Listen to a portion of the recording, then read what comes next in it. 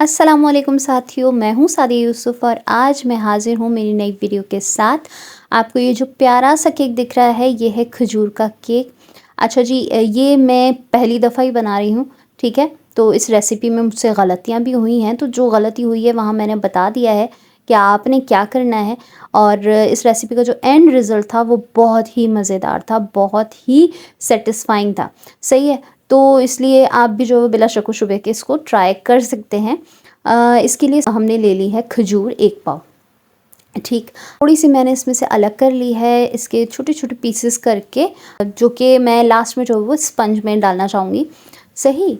इसके अलावा मैंने लिया है 1 कप पानी और 1 टीस्पून बेकिंग सोडा, ठीक है। ये चीज़ें ले ली हमने। अब हम बढ़ते हैं हमारी रेसिपी की तरफ, जिसके लिए सबसे पहले आपने ले लेना है एक पतीला, ठीक है, छोटा सा बर्तन कोई भी। और उसके अंदर आपने डाल देना है 1 कप पानी, जिसको हमें बॉयल होने देना है। और पानी जो है ये थोड़े से बबल आ जाए ना, उसके बाद इसमें हम खजूर शामिल कर देंगे और साथ ही हम बेकिंग सोडा शामिल कर देंगे। अच्छा जी, तो ये मैं बताना चाह रही थी कि बेकिंग सोडा ये जो स्टेप हमने किया ये क्यों किया है? तो वजह ये है कि खजूर के अंदर पाए जाते हैं टैनिन्स। जब इसको हीट किया जाता है ना, तो इसमें से टैनिन जो है वो बाहर निकलते हैं और वो कड़वाहट पैदा कर देते हैं, सही। तो इस चीज़ को ख़त्म करने के लिए हम सोडा डालते हैं। सोडा जो है वो टैनिन के असर को ख़त्म कर देती है, उसको न्यूट्रलाइज़ कर देती है, सही। यानी ये हमारा जो ये मिक्सचर है ना, ये और मीठा हो जाता है, ठीक है। अच्छा जी, यहाँ पे मैंने जो ये 2 कप डाल दिए ना, तो उसकी वजह से ये हो रहा है कि मुझे इसको ओवर कुक करना पड़ रहा है और पानी को पूरा ड्राई करना पड़ रहा है। ज़ाहिर-सी बात, उसके अंदर खजूर पक रही है, तो मैं इसको ज़ाया भी नहीं कर सकती और ना ही मैं इतना पानी वाला मिक्सचर जो है मैं डायरेक्ट केक में डाल सकती हूँ, सही है। इसलिए आपने करना ये है कि 1 कप पानी डालना है और खजूर डालने के बाद 10 से 15 मिनट तक पकाना है, ताकि खजूर सॉफ्ट हो जाएँ, ठीक है। और फिर आपने उसको ग्राइंडर में डाल के पीस लेना है, एक स्लरी बना लेनी है, सही। ये काम कर लेना है आपको। यहाँ पे मैंने ऐसा नहीं किया है क्योंकि पानी ज़्यादा होने की वजह से मुझे आखिर तक पकाना पड़ा और उसके बाद मुझे इसको पीसने की ज़रूरत नहीं थी। अच्छा जी, ये जो ओवर कुक का मामला है ना, ये ज़्यादा सीरियस नहीं है, लेकिन होता ये है कि ओवर कुक करने की वजह से इसके अपने न्यूट्रिएंट्स ज़ाया हो जाते हैं और फ़वाइद इसके कम हो जाते हैं। अच्छा जी, तो अब हम आ गए हैं ड्राई इंग्रेडिएंट्स की तरफ। तो सबसे पहले हम डालेंगे 2 कप मैदा, छानने के बाद डालना है, ठीक है। उसके बाद आपने जो है शामिल कर लेना है बेकिंग पाउडर, 1.5 टीस्पून, ठीक है, 1.5 टीस्पून।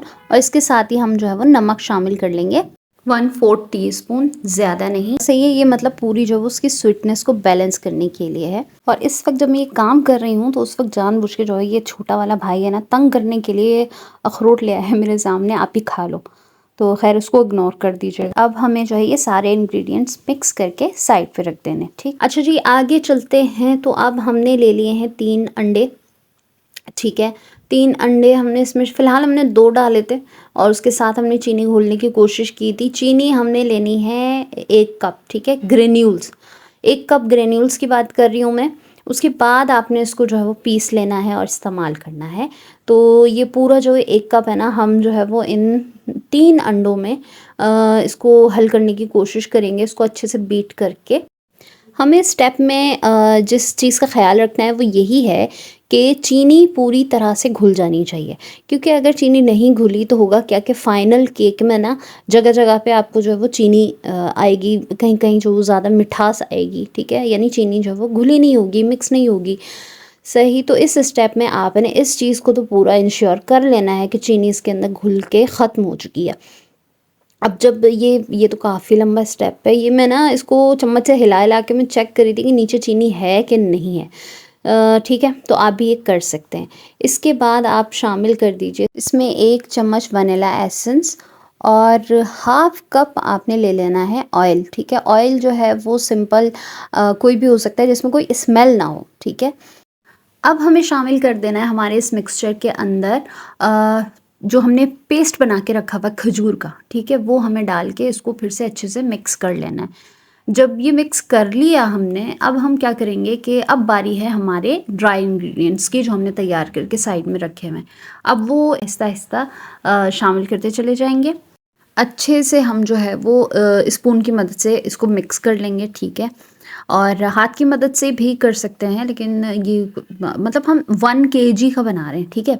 ये जो केक बनेगा ना हमारा 1 केजी का बना है, सही है। तो उसके हिसाब से ज़ाहिर-सी बात है ड्राई इंग्रीडिएंट्स इसमें बहुत ज़्यादा हैं, तो ये मिक्स करने में आप जो है वो पहले स्पून से कर लीजिए, उसके बाद चाहें तो हाथ से भी मज़ीद जो है वो मिक्स कर सकते हैं पॉलीथीन पहन के, ठीक है। बस यहाँ पे हमारा काम जो है वो ख़त्म हो जाता है और ये जो है वो प्यारा-सा मिक्सचर हमारा बन के, बैटर बन के हमारा रेडी हो जाता है। अब जो है जिस तरह का केक मोल्ड आप लेना चाहें, जिस साइज़ का भी लेना चाहें, अब ज़ाहिर-सी बात है मैं जो है वो 1 केजी का बना रही हूँ, तो मुझे जो है वो बड़ा-सा मोल्ड लेना होगा। तो मैंने जो है वो स्क्वायर मोल्ड जो मैं नया लाई थी, उसको तो मुझे ट्राई करना था। तो तेल लगा के ऑयलिंग करके यानी इसको सेट करके रख दिया था, तो उसी के अंदर मैंने बैटर डाला है और फिर इसको जो है अब मुझे रखना था पतीले में। तो हुआ ये कि जब मेरे पास जो सबसे बड़ा पतीला जो है उसमें मैंने इस केक टिन को जैसे ही रखने गई हूँ ना, तो वो फिट ही नहीं हो रहा है। इसके चारों कॉर्नर इसके ऊपर ही जो है वो फँस गए, ठीक है। पतीले के अंदर वो बैठा ही नहीं है, क्योंकि पतीला ज़ाहिर-सी बात है गोल था और ये मोल्ड जो है मेरा चौकोर है, तो उस हिसाब से एक तो ये मेरे साथ हो गया। ऊपर से मैंने कहा चलो इसी में रख देते हैं, कोशिश करते हैं हो जाएगा। रख दिया है मैंने और जब ये गैस मैंने जलाई है, तो 15 मिनट के अंदर गैस भी चली गई है। फिर मैं सोच रही हूँ क्या हो गया है मेरा ये केक पता नहीं बनेगा कि नहीं बनेगा, मैं टेंशन में थी। अब फिर मैंने निकाला ओवन और फर्स्ट टाइम मैंने अवन में केक बेक किया है, जो कि आज से पहले मैंने तो कभी नहीं बेक किया था। मतलब बाकी चीज़ें मैं अवन में बनाती रहती हूँ, लेकिन केक बनाना मुझे अवन में बिल्कुल जो है वो एक बार मैंने करने की कोशिश की थी, लेकिन समझ ही नहीं आया था उस वक़्त जो वो केक सही नहीं बना था, तो मुझे जो है वो अवन में अब बनाना ही नहीं था। ख़ैर ये केक जो है वो अवन में बना और बहुत अच्छा बन गया, बहुत अच्छा फूल गया और ज़ायक़े में भी बहुत मज़े का था। अच्छा, ये केक के ऊपर जो है ना गार्निशिंग के लिए मैंने इसके ऊपर अखरोट छिड़के थे, तो आप जो है वो अखरोट मत छिड़किएगा, क्योंकि इससे ये होता है कि अखरोट का जो है अपना जायका बहुत आता है और केक का जो जायका है ना वो थोड़ा दब जाता है। मुझे ये चीज़ पसंद नहीं आ रही थी, तो अखरोट का इस्तेमाल आप मत कीजिएगा, इसकी जगह आप बादाम का इस्तेमाल कर सकते हैं, वो ज़्यादा बेहतर लगेगा। ठीक है, तो आप मुझे बता दीजिए कि आपको वीडियो कैसी लगी और अगर पसंद आए तो लाइक, शेयर और सब्सक्राइब कर दीजिएगा और कमेंट भी कर दीजिएगा, ठीक है। वीडियो देखने के लिए बहुत बहुत शुक्रिया। अपना ख्याल रखिएगा, अपनों का भी ख्याल रखिएगा और दुआओं में याद रखिएगा। खुदा हाफिज़।